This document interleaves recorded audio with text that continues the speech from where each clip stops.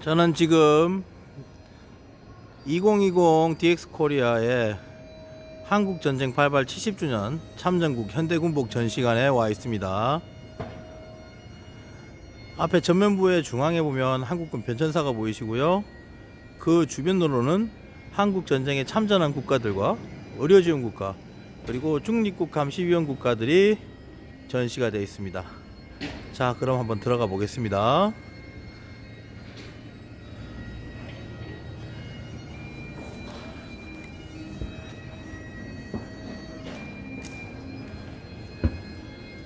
중앙에 보시면은 한국전쟁 참전 당시의 군복이 먼저 전시가 되어 있고요.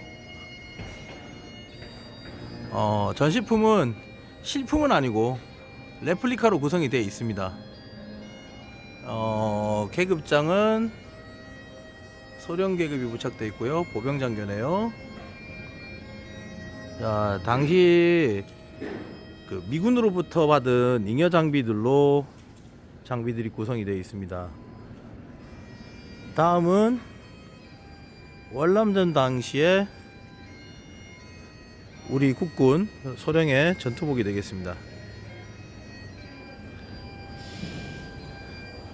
당시 헬멧에 이렇게 담배나 모기약을 꽂아두고 있는 모습을 재현을 했습니다. 그리고 육군 스탬프가 보이네요. 그리고 구사단 백마부대 마크가 재현되어 있습니다. 다음은 5.18 민주화운동 당시에 강주 지역에 주둔했던 부대의 전투복인데요. 80년에 개정이 됐지만은 당시에는 아직 개정 직전이라 계급장 밑에 꽃받침이 없습니다. 당시는 그 장군들은 장관급 장교들에게는 계급장 밑에 무궁화 꽃받침이 있었는데 없었고요. 그래서 전투모도 한국전쟁에서 월남전 당시에 썼던 깡통형 전투모에서 개선된 반깡통 전투모를 쓰고 있는 모습이네요.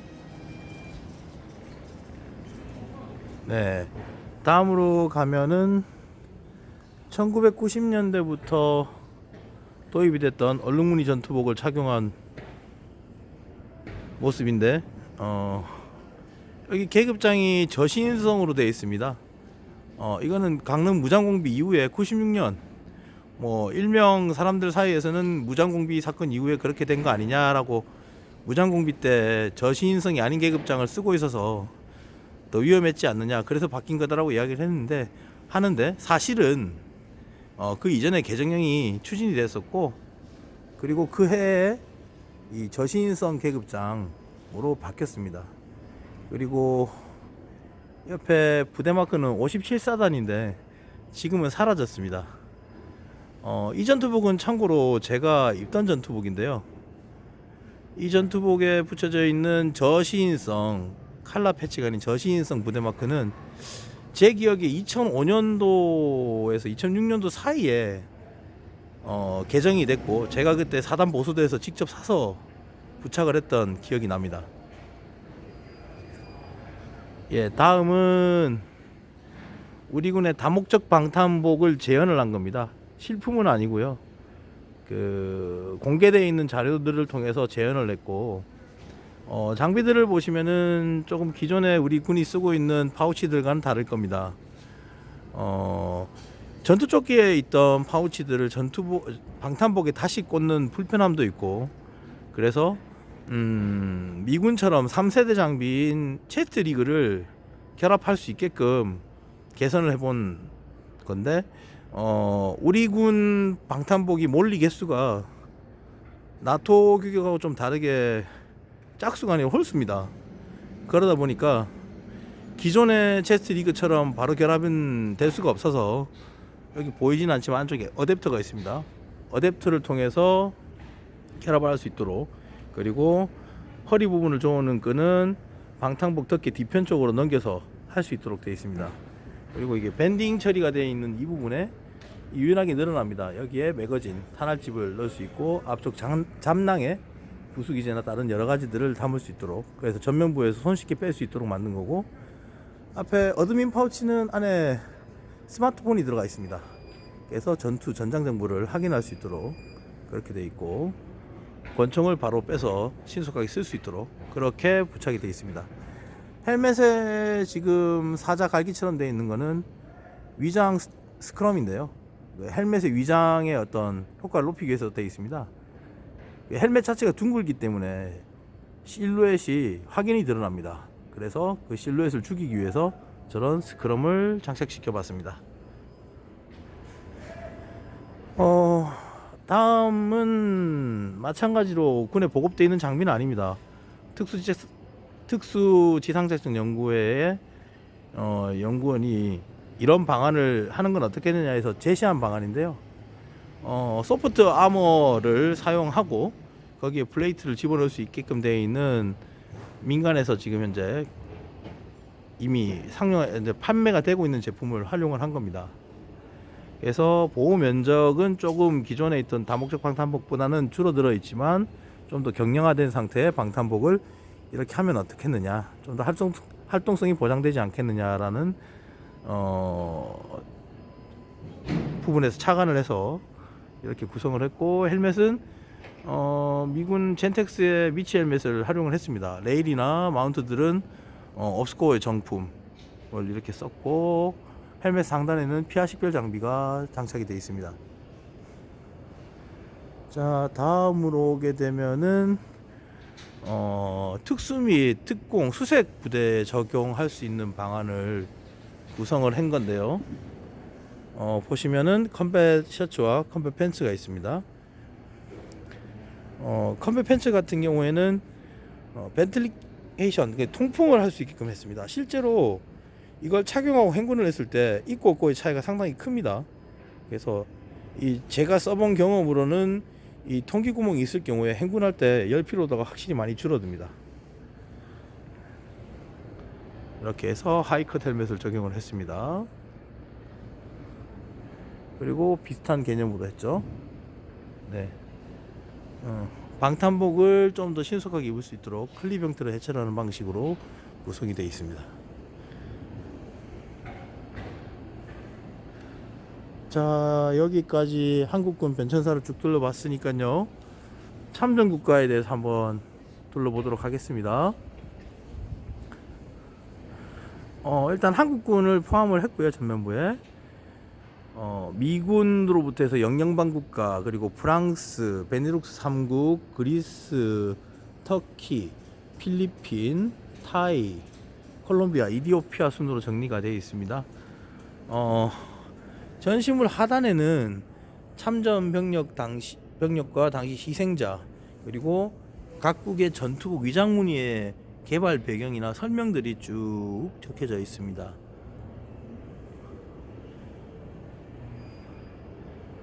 예, 영국군이고요, 호주군이고요, 그리고 뉴질랜드군입니다.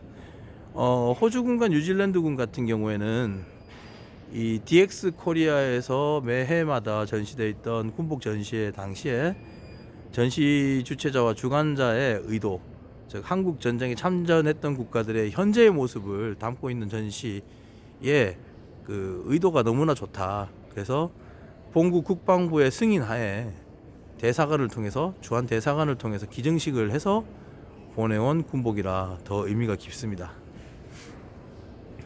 다음은 캐나다 군복인데요.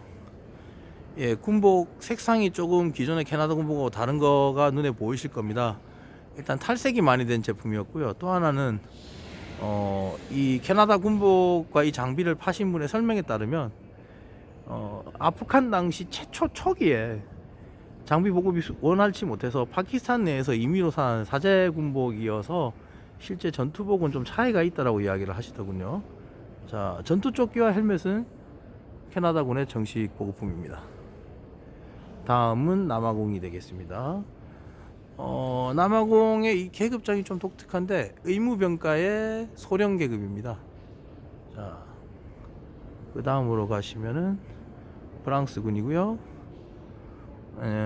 펄린 시스템에 처음으로 도입됐던 헬멧이 지금 보급되고 있는데 그 신형 헬멧이 장착이 되어 있고, 전투복은 지난해 도입이 된 F3 전투복입니다. 죄송합니다.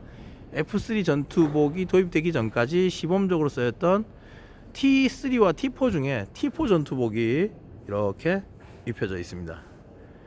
다음으로 가면 벨기에군, 그리고 덴마크, 그 다음에 네덜란드군, 그리고 룩셈부르크, 그리고 그리스와 태국군이 이렇게 쭉 보입니다.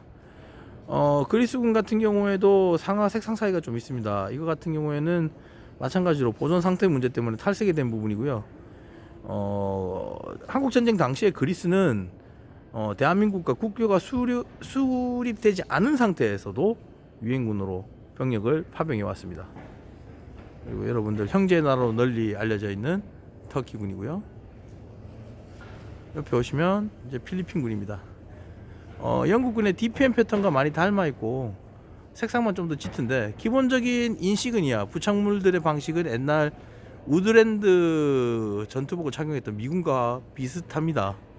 현재 필리핀도 우리 한국과 비슷한 워리어 플랫폼 개념을 추진하고 있어서 신형 전투복이 지금 일부 보급되고 있는 상황입니다.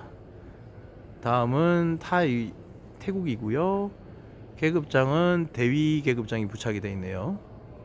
그리고 다음은 콜롬비아군입니다.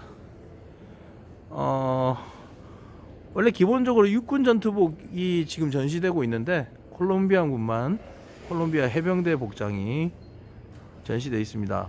다만 콜롬비아 해병대와 육군은 같은 위장 패턴과 같은 전투복을 쓰고 있기 때문에 이걸로 콜롬비아 육군의 전투복의 모습을 가름하실 수 있으실 겁니다. 마지막에 있는 게 이디오피아인데요.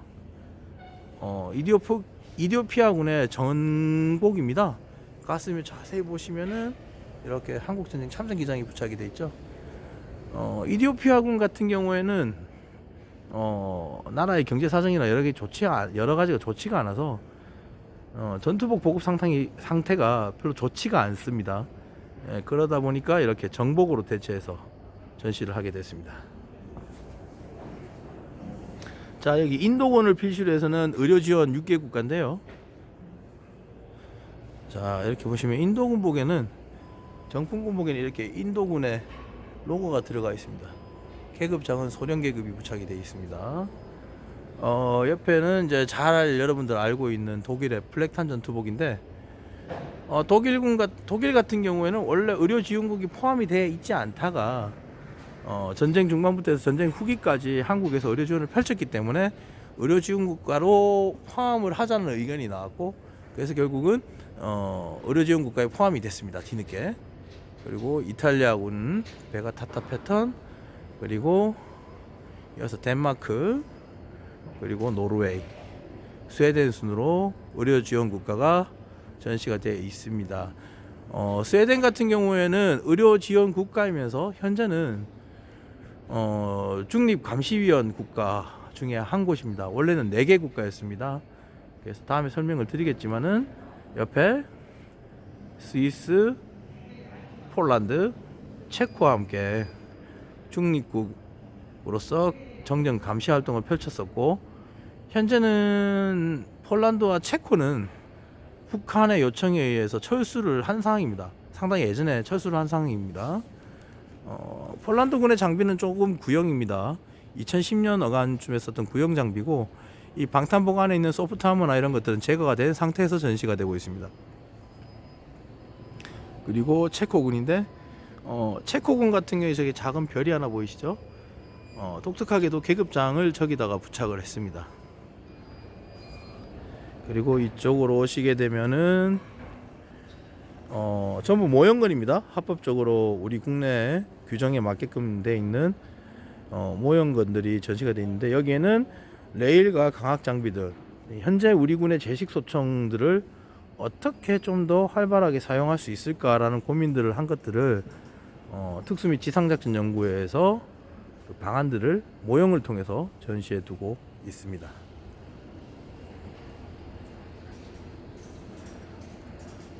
자, 지금 시간이 마지막 날, 오늘이 이제 20일인데요.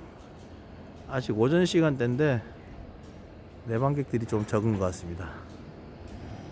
자, 여기까지 영상 설명 마치도록 하겠습니다. 감사합니다.